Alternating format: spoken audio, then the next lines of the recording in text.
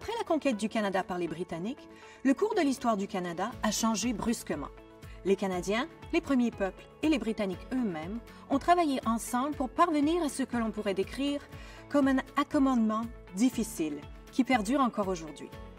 Allons à la Galerie 2, qui couvre l'histoire du Canada entre 1763, date de la conquête du Canada par les Britanniques, la fin de la guerre de 7 ans, allant jusqu'au début de la Première Guerre mondiale.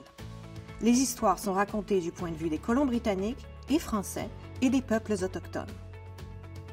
Au milieu des années 1860, des politiciens de colonies britanniques distinctes en Amérique du Nord ont conçu un plan pour former une nouvelle union fédérale, une confédération. Ils étaient d'avis que la confédération permettrait aux colonies de mieux se défendre et qu'elle faciliterait le commerce.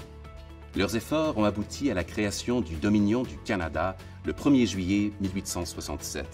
La vision populaire de cette confédération a été celle envisagée par Thomas D'Arcy McGee. Pendant sa jeunesse en Irlande, McGee s'est impliqué dans les efforts pour libérer son pays natal de la domination britannique et il a même encouragé la révolution armée.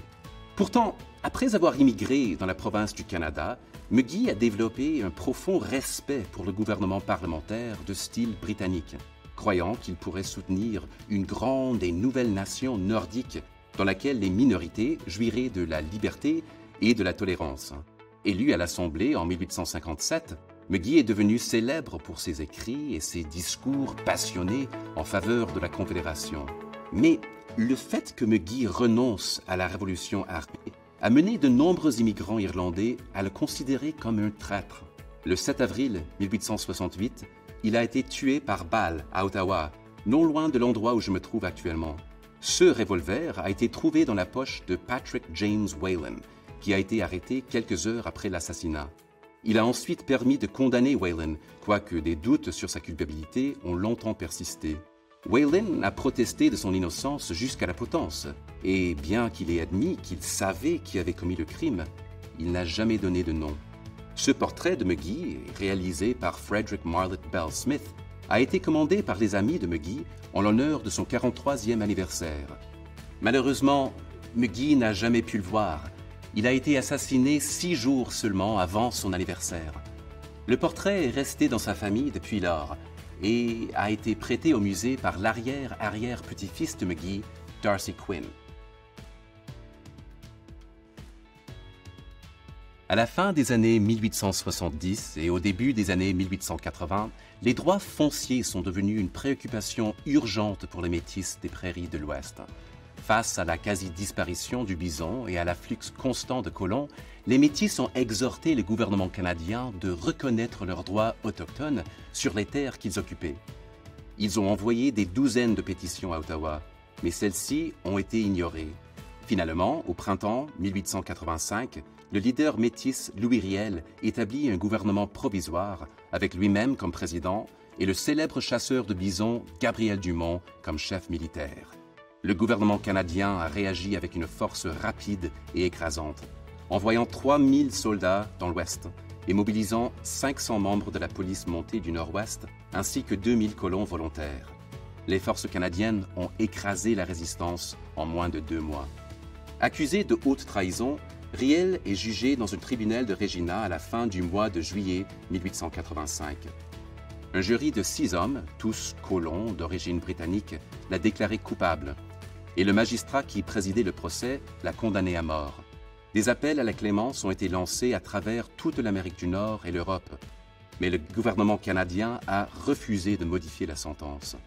Riel fut donc pendu à Regina le 16 novembre 1885. Cette robe a probablement été portée par le magistrat Hugh Richardson lorsqu'il a présidé le procès. Il s'agit d'une robe d'avocat et non d'une robe de juge. Richardson ne deviendra officiellement juge qu'après la création de la Cour suprême des territoires du Nord-Ouest en 1886. Depuis l'époque du procès de Riel, nombreux sont ceux qui ont remis en question l'autorité de cet humble magistrat qui a présidé un procès pour trahison et imposé une peine de mort. Beaucoup de gens ont effectivement vu dans le rejet des appels de Riel une nouvelle erreur judiciaire. L'Église catholique ukrainienne Saint-Onofrius est le plus grand artefact contenu dans la salle de l'histoire canadienne. Il s'agit d'une église consacrée qui témoigne de la façon dont les nouveaux arrivants au Canada ont adapté et réaffirmé d'importantes traditions en établissant des communautés dans les prairies au début du 20e siècle.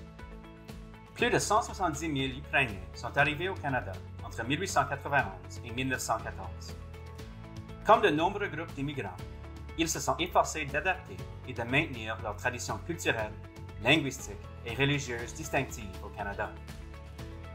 L'Église Saint-Onofrius a été construite par étapes entre 1915 et 1928 à Bear Ridge, au nord-est d'Edmonton, en Alberta, et a été rénovée périodiquement par la paroisse au cours des 30 années suivantes. Elle offrait un espace où les catholiques ukrainiens pouvaient suivre les pratiques de dévotion et les cycles liturgiques qui structuraient leur vie. Dans les années 1960, la paroisse a été fusionnée avec une autre église à Smoky Lake, non loin de là. Et cette église est tombée en désuétude.